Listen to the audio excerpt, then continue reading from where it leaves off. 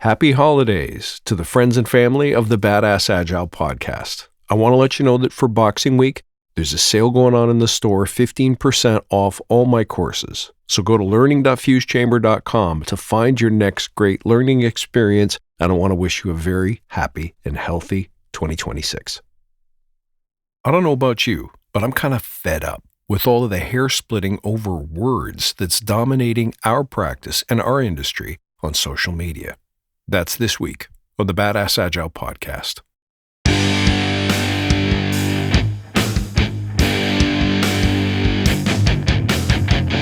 Greetings, team. Welcome to the Badass Agile podcast. I'm your host, Chris Williams.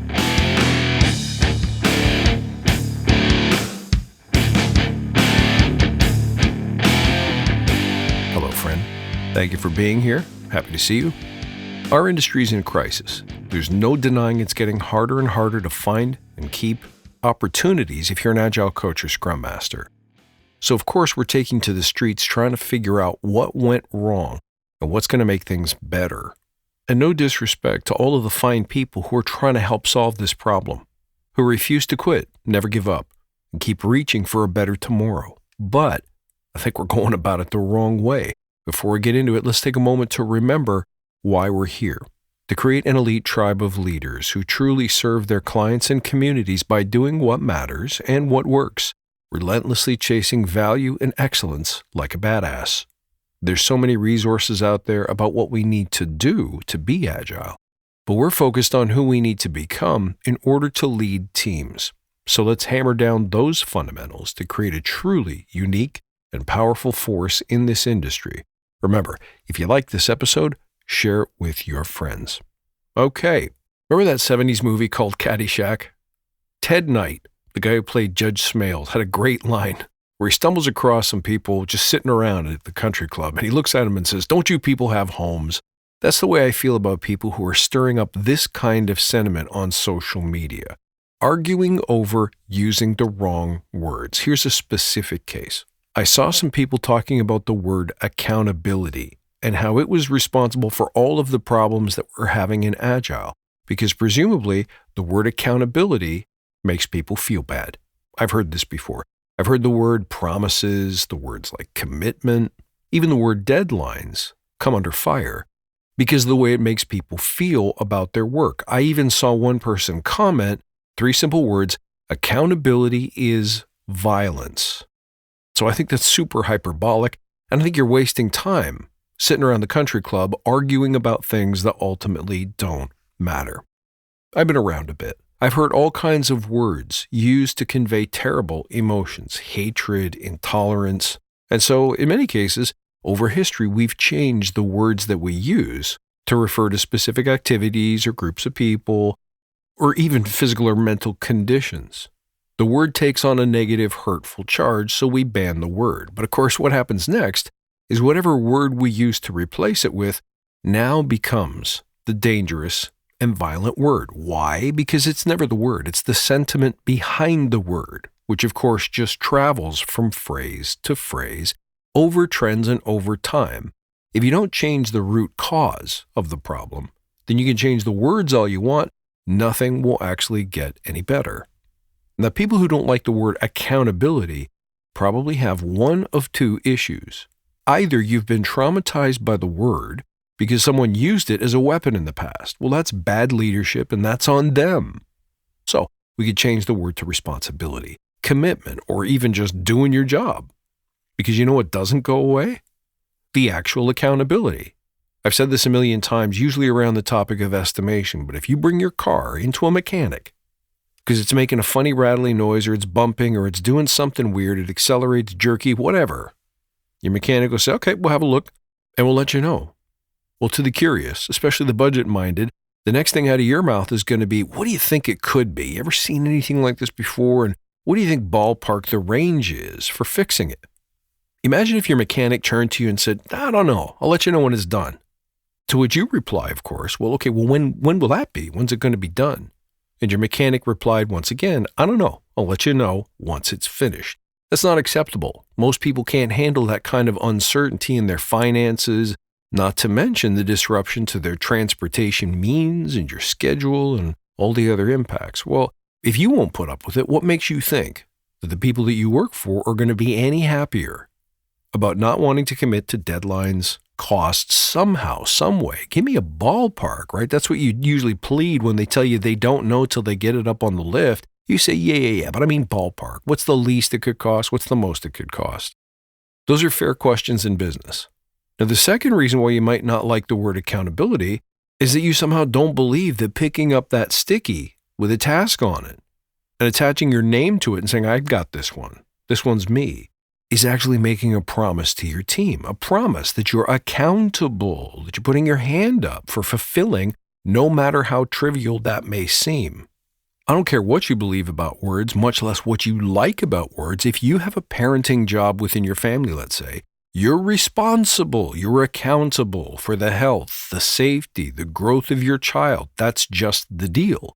If your job description has responsibilities written on it too, you are accountable for those outcomes.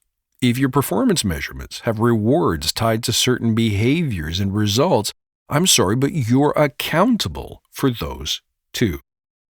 Maybe that's the problem. Everybody wants the rewards, the accolades, the glory, but nobody wants the accountability. Nobody wants eyes on them saying, where is it? You promised. Is it done yet? I think this is one of the reasons why our practice is a shambles. We're in bad shape. I'll say it again. It's taking 12 months to find a new job to replace the old one that got downsized, outsourced, or eliminated. Oftentimes just to end up making a little bit more than if you worked at Walmart. If you can't embrace accountability as a matter of not only dignity, but maybe duty, maybe honor, then how exactly are you going to lead other people to be accountable for their stuff? Because one of the big complaints I hear from Agile coaches and Scrum Masters is that my teams aren't doing the work. They're not moving fast enough. They're not taking accountability for blockers. Well, why on earth would you expect your customers or your leadership team to take Agile seriously if you won't? Don't we often blame management, leadership, or the executive layer for failing to support Agile properly? So let's get this straight. You want them to be accountable for the success of an Agile implementation, but you yourself don't like the word accountability when it's pointed at you. It feels like we're showing up as a bunch of whiners, grieving over words. We don't like what the words represent. That work is hard. Work requires stretch. It requires struggle. And if you expect others to do their bit, you had better do your bit too. And your bit probably isn't blogging about how sad these words make you feel. Muscle doesn't grow until you tear it. That's not to say a job should be uncomfortable, unlivable, intolerable. If you hate your job, leave your job or do something about it if you can. But to suggest that what we really need here is to subtract certain words from the Scrum Guide or from our daily practice or from our rituals is quite frankly nonsense. You don't grow unless you stretch, unless you have to reach. And one of the ways that we stretch and reach, and one of the ways, by the way, how we will learn to estimate better, if that's a desire of yours, is to put your name down for a certain task, a certain job, a certain output or outcome. If you don't know how long it's going to take, say, nah, I don't know. I think by Friday, but I'll tell you what, if it's not going to be Friday, I'll let you know by Tuesday. This is how we learn to do what Agile's supposed to help us get good at doing, which is bringing some certainty and predictability into the unknown and the never done before. That's its beauty, that's its elegance, and that's where it really shines. We'll all agree, Agile's not to be used for things that we can do routinely. We don't Agile mop the floor. We don't Agile clean the bathroom. But we do use Agile in areas where we're trying to do something that has never been done before. We don't know how long it's going to take. We don't know what's required. We don't know what could go wrong. But until we enter fearlessly and say, not knowing those things, I still put my hand up as the person in charge of getting this piece done. Therefore, my team can count on me. I will do my part in carrying the load, bearing the burden of moving the needle on this particular initiative by doing my part. Doing my part is called accountability.